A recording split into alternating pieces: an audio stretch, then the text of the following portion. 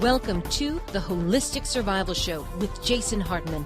The economic storm brewing around the world is set to spill into all aspects of our lives. Are you prepared? Where are you going to turn for the critical life skills necessary to survive and prosper? The Holistic Survival Show is your family's insurance for a better life. Jason will teach you to think independently, to understand threats, and how to create the ultimate action plan. Sudden change or worst case scenario, you'll be ready. Welcome to Holistic Survival, your key resource for protecting the people, places, and profits you care about in uncertain times. Ladies and gentlemen, your host, Jason Hartman.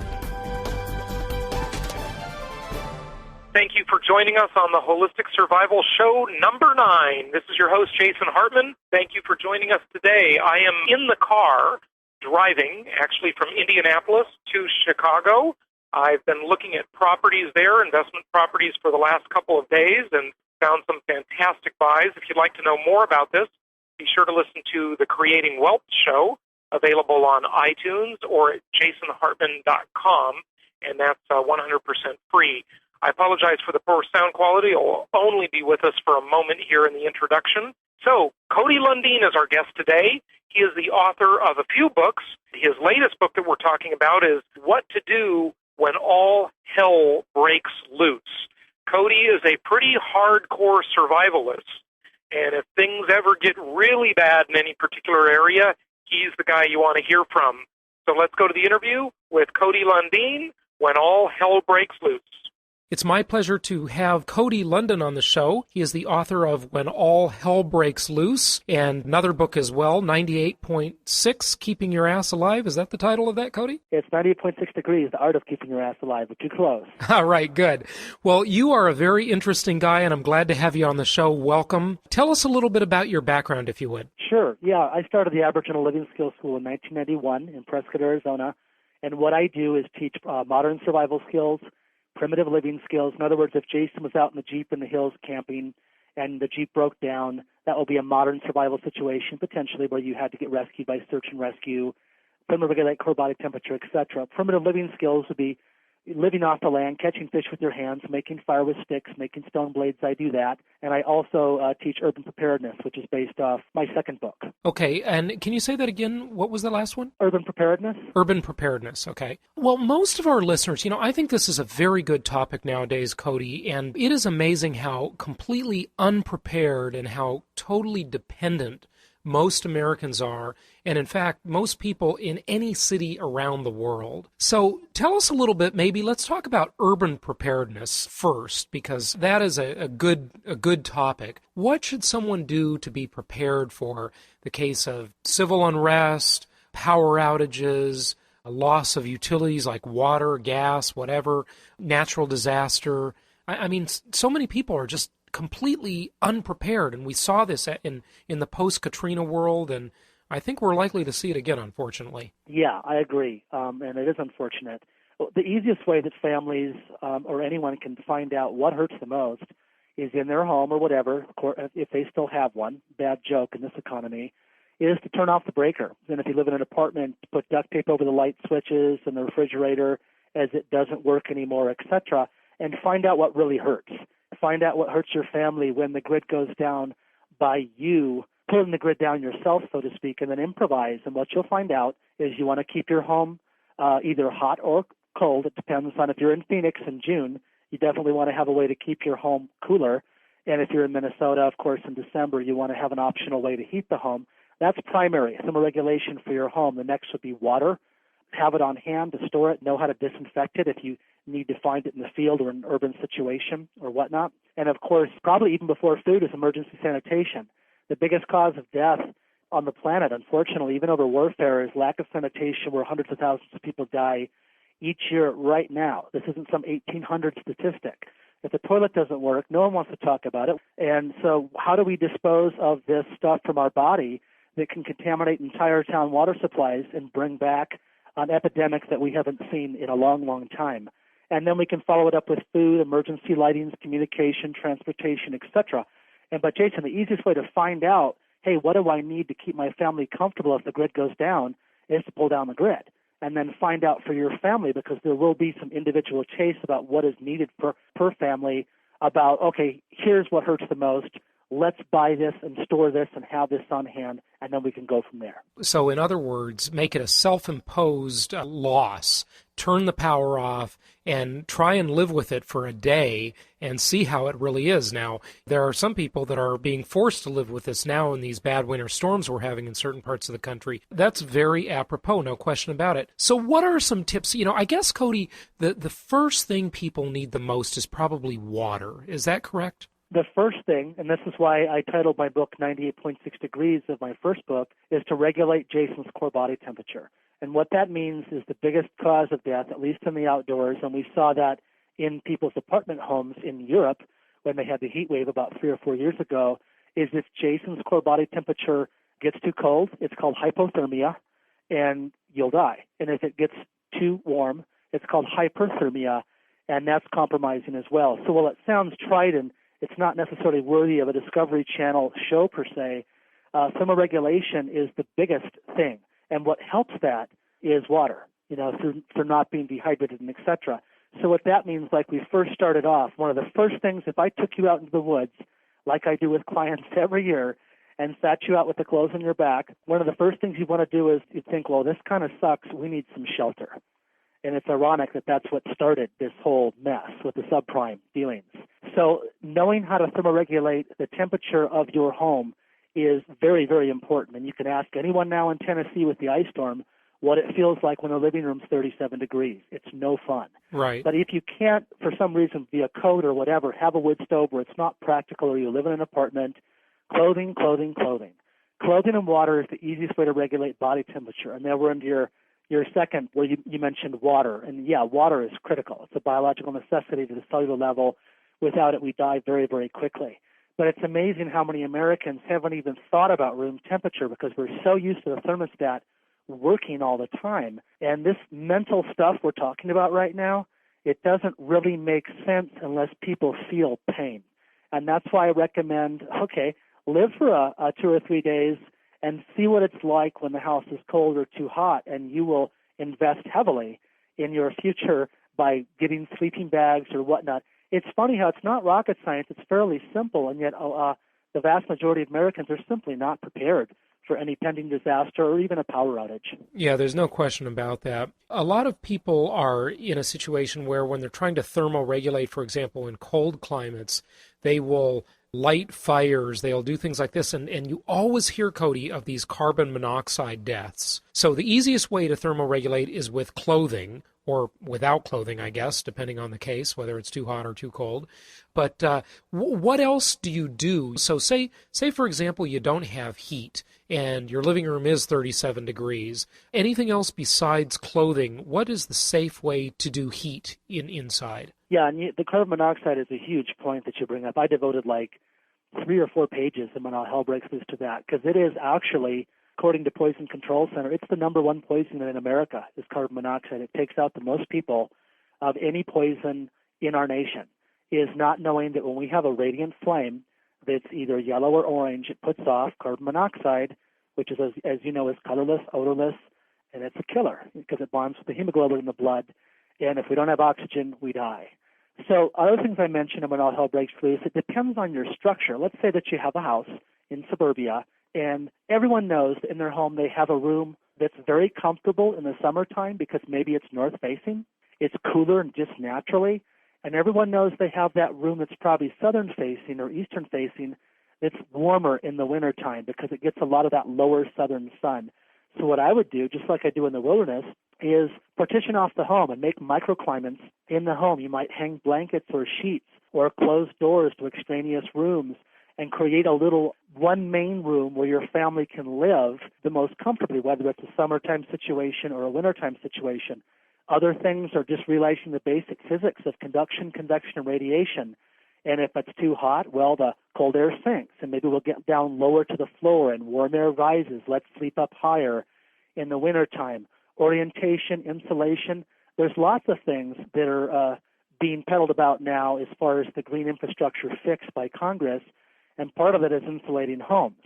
And that might seem kind of like a faux pas thing to do, but according to several of my friends, about 33% of the energy budget in this country is based on room temperature of the American home. So it's, in other words, it's heating and cooling the American home. It almost takes an entire third of our energy budget because our homes are just they're horribly dependent upon the grid. And this isn't a fantasy of mine because I live in an underground passive solar earth home. I spend nothing for heating or cooling. I don't need to burn wood. I catch rain. It's gravity feed water. It has natural lighting. In other words, I don't have any money required to operate my home. So that's the extreme because I'm kind of extreme. But the average American within their home has those microclimates that would be cooler or warmer depending upon the situation to help thermoregulate core body temperature a little bit easier than just, wow, let's look like the Michelin Man with all these clothes on for 24/7.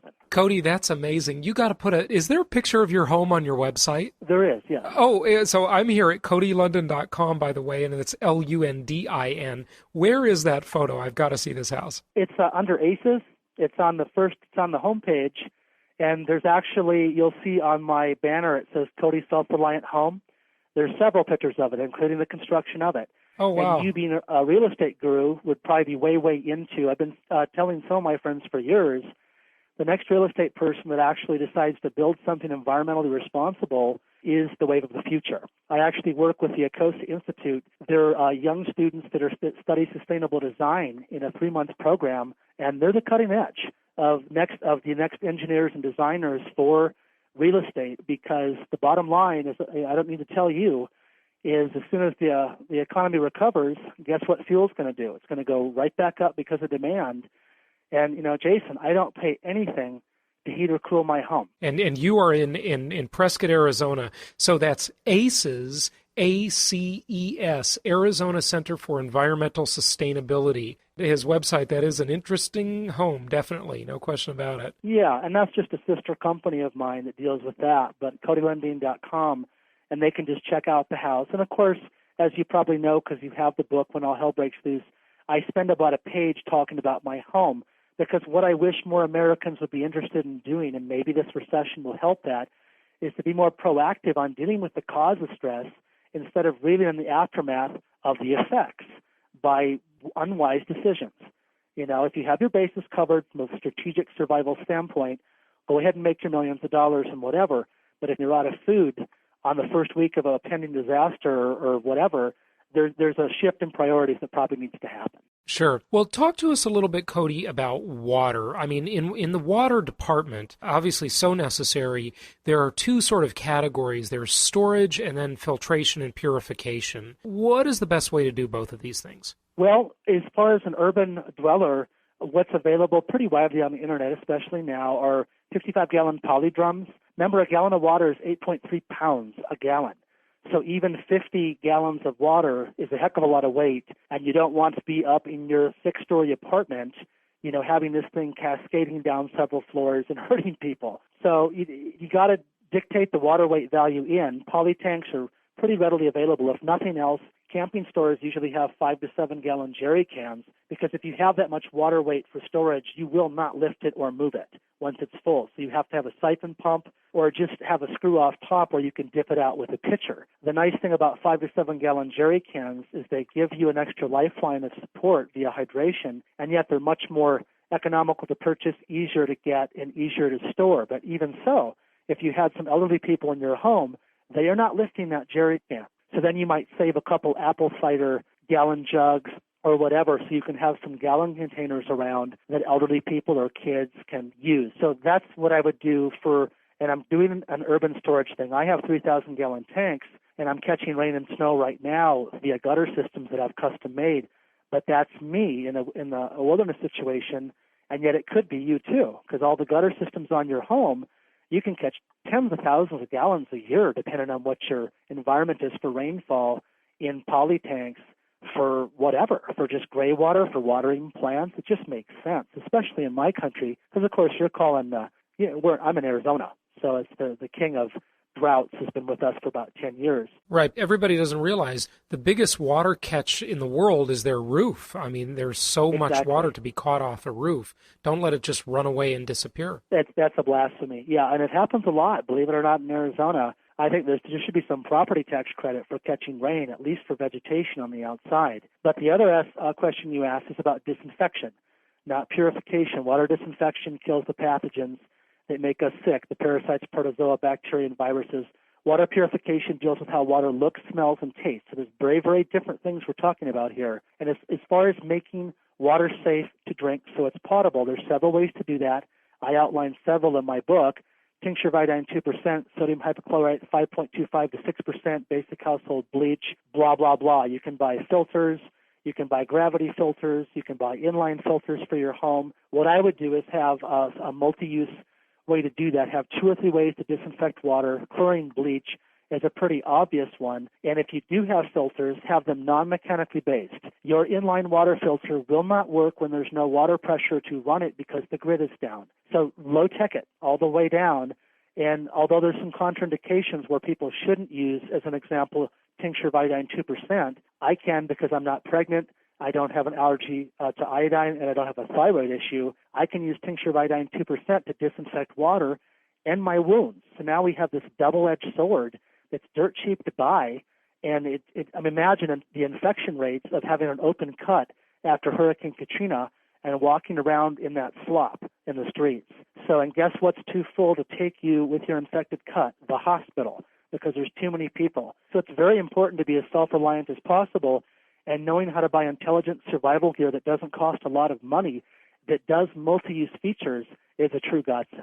Yeah, no question about it. So with the water that is stored, so you have water in whatever size container, maybe you have water in multiple size containers, how long can you store it? What is the sort of shelf life of water? Do you have to add something to it over time as it sits there? And how about just drinking the water out of your water heater? I mean, that's 40, 50 gallons in most homes right there. It is, yeah, and that's a good question. And I've heard some various debates on that from friends of mine. There is no real stats we can go to. My water that I have filled, now I don't because I have my rain collection complete, but I used to hire a little guy in a truck to come out once a year with about 1,600 gallons of water and fill some poly tanks like I mentioned earlier. I never use anything in that water. In other words, my water will sit there for an entire year outside in tanks that are sealed, for, of course, from all rodents and anything else, and it seems to be fine. If you're squeamish about that, then you can add some chlorine bleach. So let's say we have that 5-gallon jerry can in the closet, and we filled it in the bathtub when times were good, and it's been sitting there for a couple years. If people wanted to, there's 4 quarts to a gallon, and you can add 2 to 4 drops of chlorine bleach per quart of water. So the math on that is, 8 to 16 drops per gallon. Right. You could go ahead and do that if you wanted to, maybe every 6 months, maybe every year if you wanted to. My thing would just be empty it out, water your plants, and just refill the damn thing every year and just call it good. Okay. But that's kind of a personal question, and I don't really have any hard data that I can share with your listeners on, you always got to do this, because I've literally not treated my water ever in my tanks, and they've just been fine for going on 9 years now. When you go to a sporting goods store like an REI, I was looking there last week at the various water filters and then the little tablets that you drop in water and so forth. Do you have anything to say about those? Yeah, it's confusing, isn't it? Yeah, it is. They come out with a new product, it seems like every month. Yeah, I have a lot to say about that. Okay, I would like 3 ways to disinfect water to keep my family safe. One thing I would want Jason to buy is a really good metal pot with a bail. That's just another word for a handle with a cover that's stainless steel. So that's an investment at REI or maybe even at the thrift store. Don't get aluminum. Where if Jason had to, you could boil your water.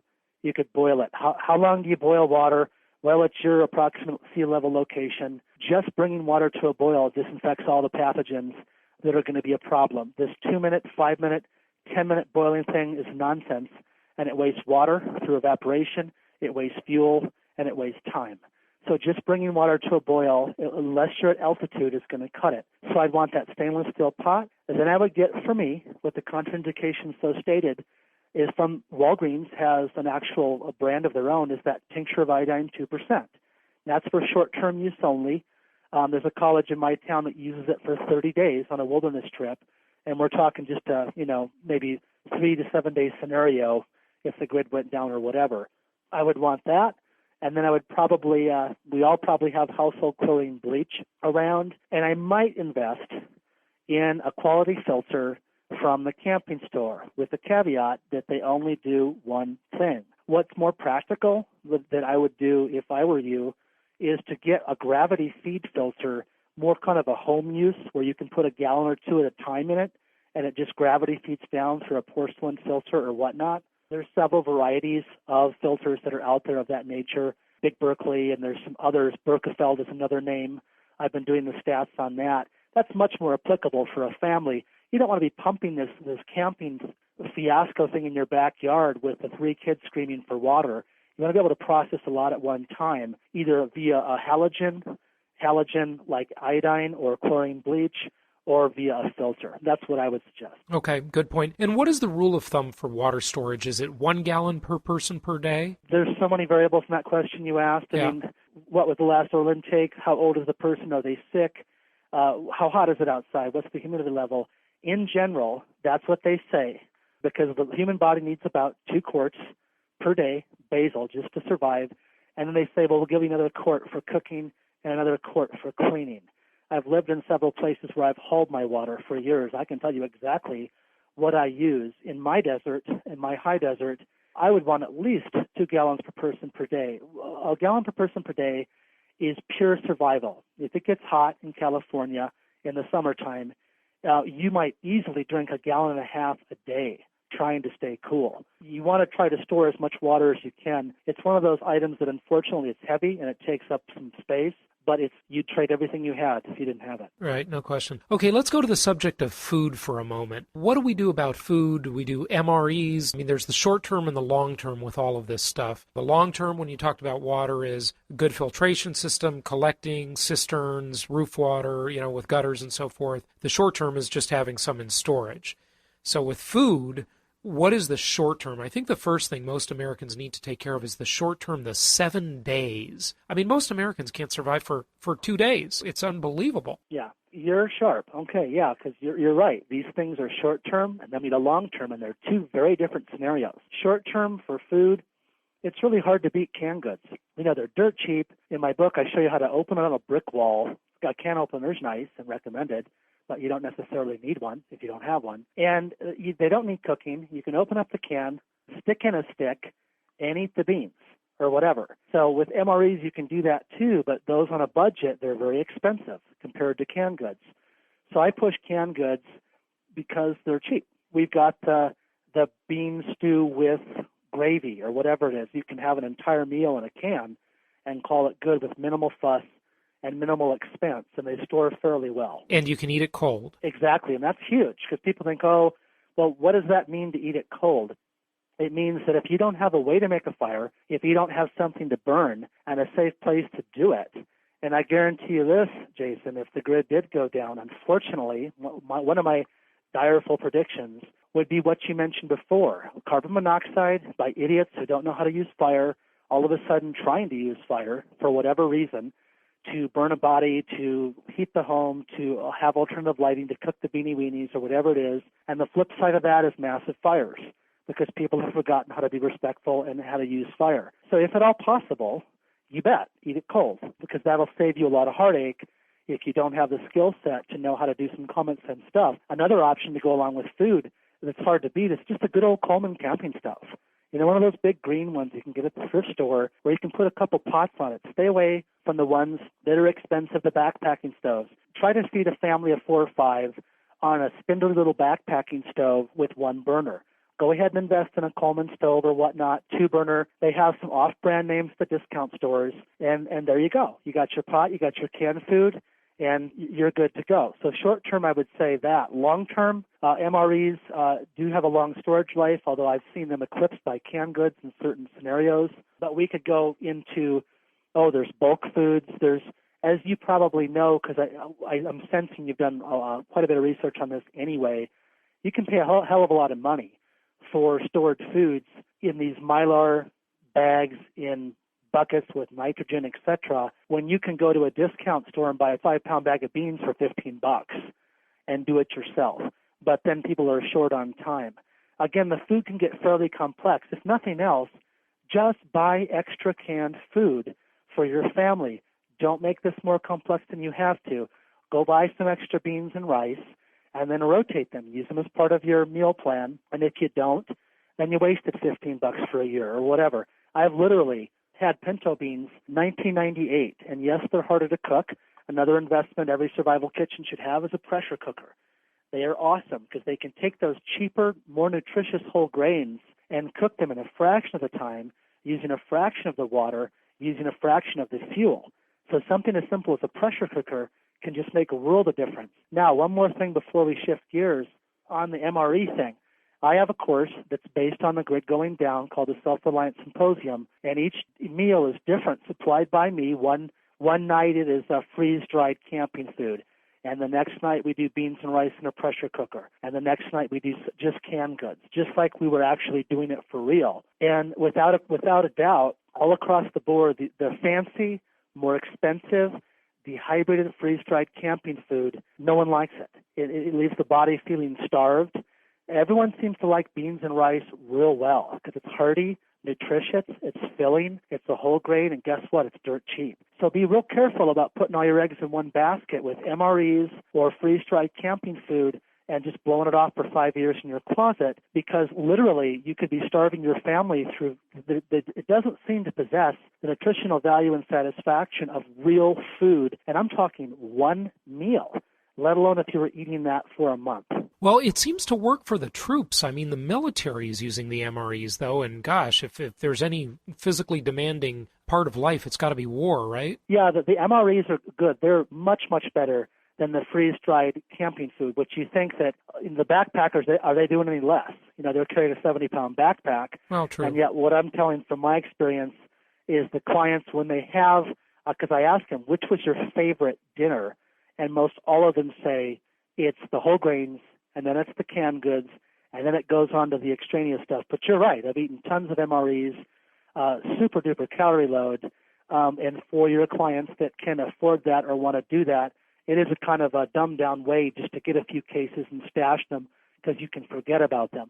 As far as storing food, any type of food, I have several things listed when all hell breaks loose about what would accentuate the storage time, like, you know, as cool as possible, out of the sun, no oxygen, things like that would, you know, you'd want to store your MREs. You wouldn't want to put them in the back of the trunk of the Mercedes, you know, where it's 125 degrees in there, because the shelf life can go down to months if they're stored in hot temperatures. Okay, yeah, that's good to know. So what's the storage life of the beans? You mentioned pinto beans from 1998. Are you saying a 10-year shelf life on? And what type of beans? I mean, what can do people buy at the store when you say that specifically? What canned? Yeah, what can? You know, you say canned food, that's the cheapest, it's the easiest. And what I say to people is, look, when you go to the store, just buy a few extra of everything and don't eat it all. Go to the store again and buy a few more then too, and just slowly sort of accumulate some food just in case, for that just in case scenario. Yeah, there's tons of grains out there, especially at the more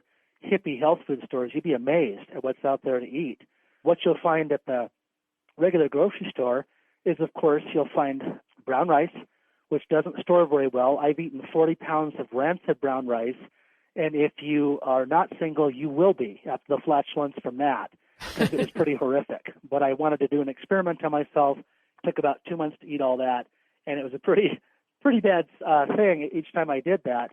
But I ate it, and it's because I went, oh, could I eat this rancid brown rice? And the reason it's more nutritious is the fat and the oil is in the grain still. It's not taken out like polished white rice, which sacrifices longevity of storage. The other would be white rice at the store. There's always pinto beans. There's always lentils at the store. There's always split peas at the store. The approximate shelf life, I don't even get into that in my book. The reason I don't is when I did my research for it, and my own personal research, it was all over the map. I mean, some people would say this lasted 2 years, and other people would say it lasted 10. There's too many variables. Where is it stored? Where did you buy it? Did it have insects to begin with?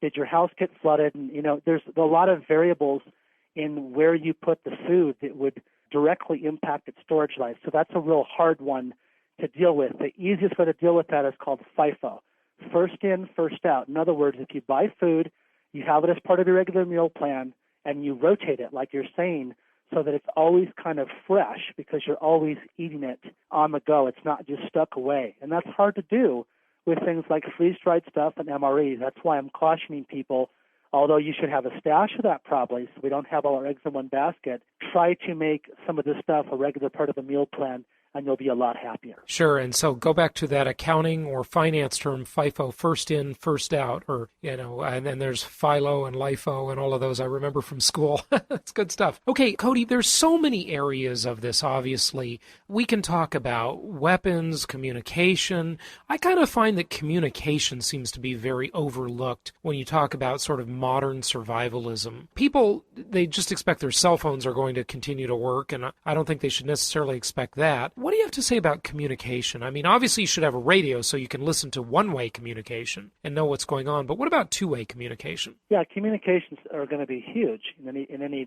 disaster, post-disaster, or during. The most obvious way to communicate when things are down is to have a plan, a game plan with your family. I call it the 5 W's, and I even talk about this in my first book on wilderness survival, 98.6. It's just as applicable in the woods as it is in the city. Where are you? What are you doing? Why are you there? Who, what, why? So in other words, if Frank goes to work, we know he's working at the 7-Eleven. He's driving the Toyota truck with a license plate so-and-so. We know he's back around this time, et cetera, et cetera.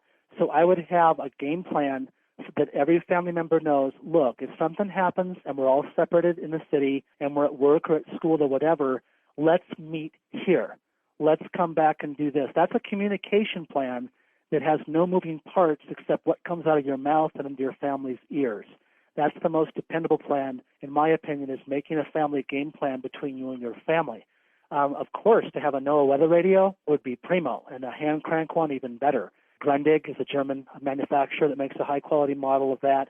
There's several others out there. Again, I'm not trying to sell stock in any certain company. I'm trying to promote common sense.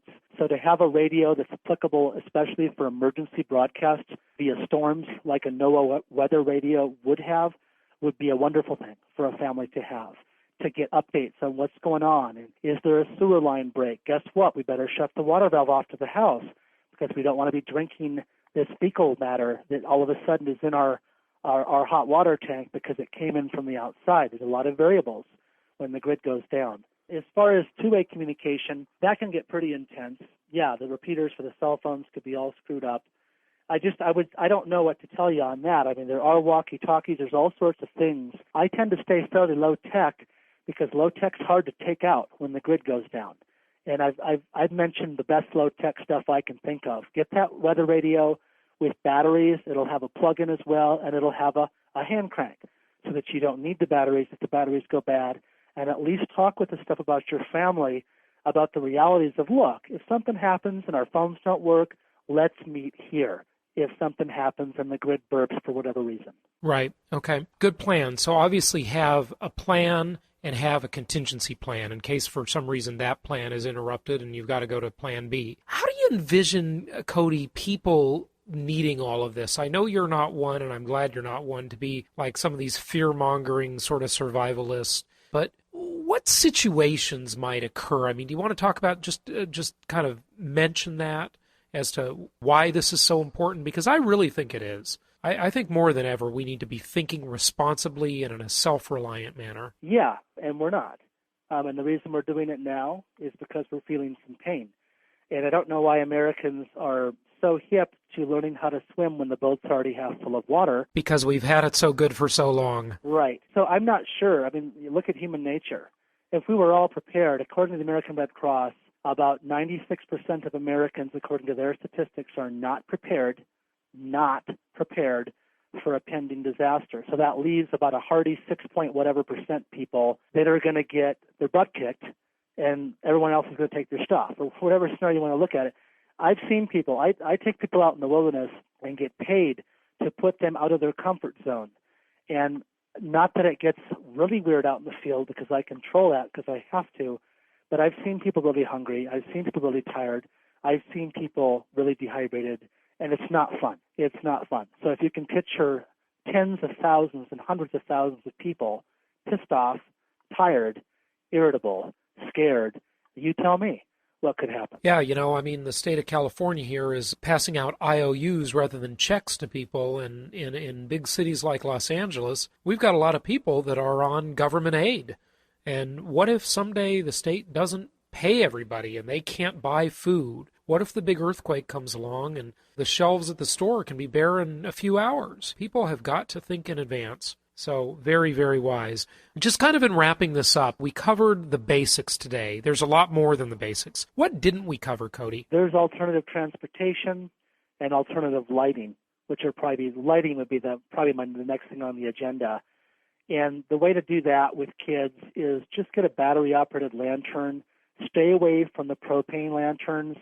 Stay away from kerosene.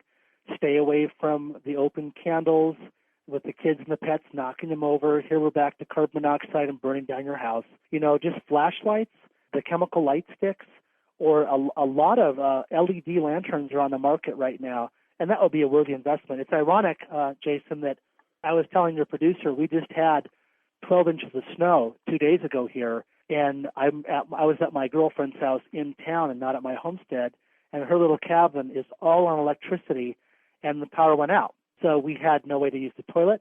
We had no way to heat because it's electric heat. It was an electric stove. It's an electric pump for the water.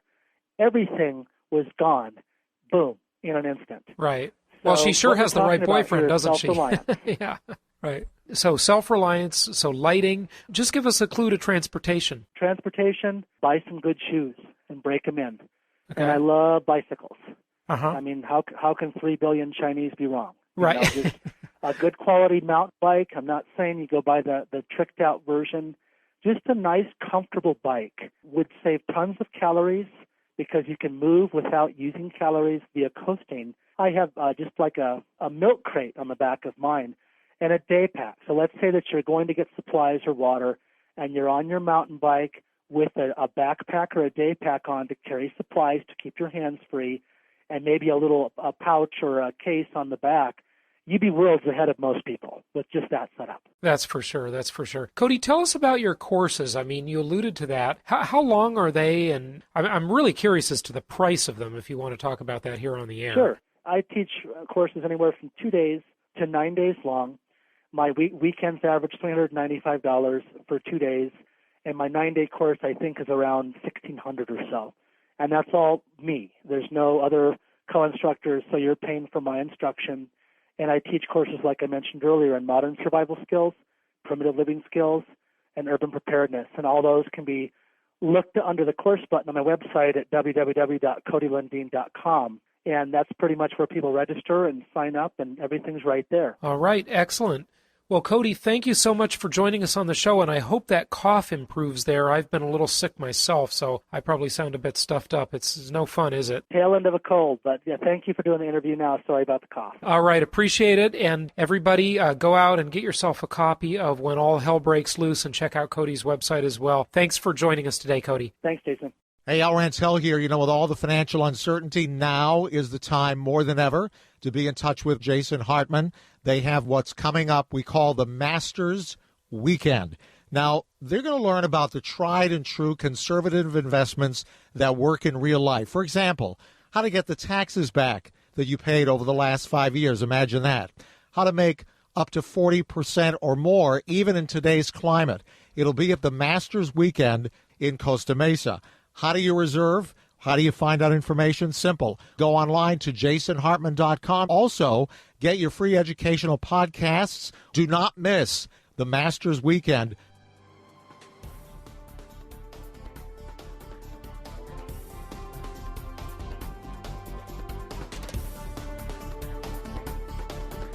Thank you for joining us today for the Holistic Survival Show, protecting the people, places, and profits you care about in uncertain times. Be sure to listen to our Creating Wealth show, which focuses on exploiting the financial and wealth creation opportunities in today's economy. Learn more at www.jasonhartman.com or search Jason Hartman on iTunes. This show is produced by the Hartman Media Company, offering very general guidelines and information. Opinions of guests are their own, and none of the content should be considered individual advice. If you require personalized advice, please consult an appropriate professional.